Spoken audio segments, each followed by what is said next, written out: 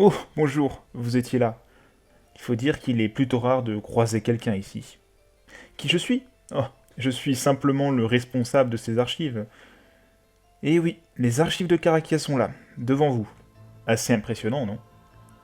Un lieu étrange que cette ville, n'est-ce pas? Il s'y passe toujours des choses. À chaque seconde de son histoire, des événements étranges et imprévus se sont produits. Du récit le plus anodin à la plus grande des épopées. Et s'il y a un endroit où toutes ces histoires peuvent finir, c'est bien ici, dans les archives. Ah ça, j'en ai vu et entendu des choses depuis que j'occupe ce poste.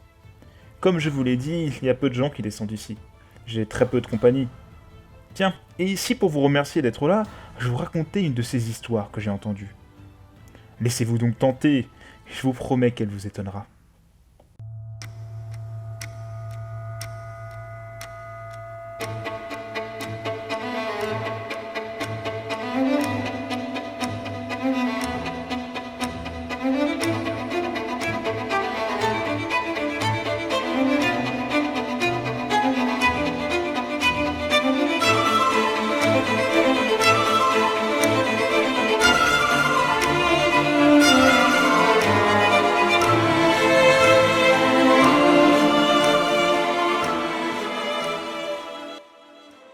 C'est l'histoire d'un petit garçon, un enfant ordinaire, peut-être même un peu trop ordinaire.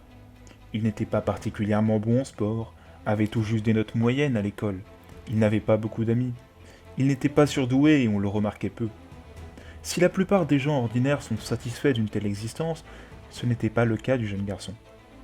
À ses yeux, le pire était ses parents, qui le comparaient inlassablement aux enfants de leurs amis, qui, eux, avaient des bonnes notes, étaient sportifs, étaient formidables. Cela l'énervait, il se sentait rabaissé. Et, petit à petit, à force de comparaison, il voyait ses amis de plus en plus comme ceux qui faisaient de lui cette personne ordinaire et inutile. Il essaya bien de changer en travaillant mieux à l'école, mais quoi qu'il fasse, et peu importe la discipline, il y avait toujours quelqu'un qui le surpassait. Certains même obtenaient les mêmes résultats, sans avoir à travailler. Ils étaient tout simplement doués. Mais ce simple fait n'améliorait pas l'état de l'enfant, qui lui devait travailler sans cesse pour réussir. Il avait l'impression de vivre de profondes injustices. Tout ça, c'est le genre de choses qui peut arriver à tous les enfants, me direz-vous. Mais c'est alors que vint l'éveil.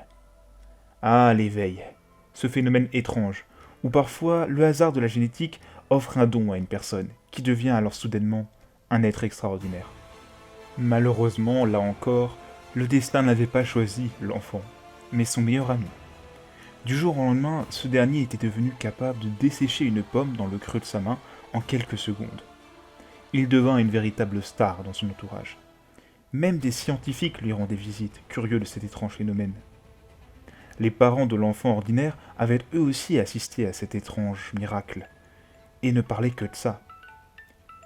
Pour leur enfant, cela fut sans doute la chose de trop. Difficile de dire si ce fut une brusque prise de lucidité ou un soudain déséquilibre mental. Alors, un jour, il alla voir son ami, lui demandant gentiment de lui remontrer ce tour de magie dont il avait le secret. N'ayant pas de pomme sous la main, il prit une feuille par terre, en expliquant que cela marchait sur les plantes, ou toute la matière organique. C'est du moins ce que lui avaient expliqué les scientifiques qui lui avaient rendu visite. Alors que les deux enfants regardaient la feuille d'arbre se flétrir, le premier attrapa le bras de l'autre et le força à se toucher le visage avec sa propre main. Surpris, le pauvre n'eut pas le temps de réagir. La feuille tomba sur le sol, tandis qu'il hurlait de douleur. Il cessa le plus vite possible ce phénomène qui avait lieu dans sa main, et qui lui brûlait à présent la peau et les yeux. Mais il était déjà trop tard. D'horribles brûlures lui marquaient à présent le visage. Le regard de son agresseur était resté vide. Son ami le fixait à présent, les yeux pleins de supplication et d'incompréhension. La seule réponse qu'il reçut fut une lame qui se planta au niveau de son torse. Celui qui avait été un de ses amis venait de le poignarder avec un couteau qu'il avait trouvé dans sa cuisine. La pauvre victime tomba en respirant difficilement. Le sang colorait à présent le sol en rouge, et la vie quittait lentement son corps. Sa dernière vision fut celle d'un enfant avec un léger sourire qui le regardait de haut. Lorsque la police trouva le corps, elle voulut enquêter. notamment sur le voisinage de cette innocente victime. Et c'est ainsi, durant leur enquête, qu'elle trouva 2 adultes, morts, égorgés dans leur lit, et leur enfant avait mystérieusement disparu. Les forces de l'ordre pensèrent à un enlèvement, bien sûr, mais plus personne ne retrouva cet enfant ordinaire.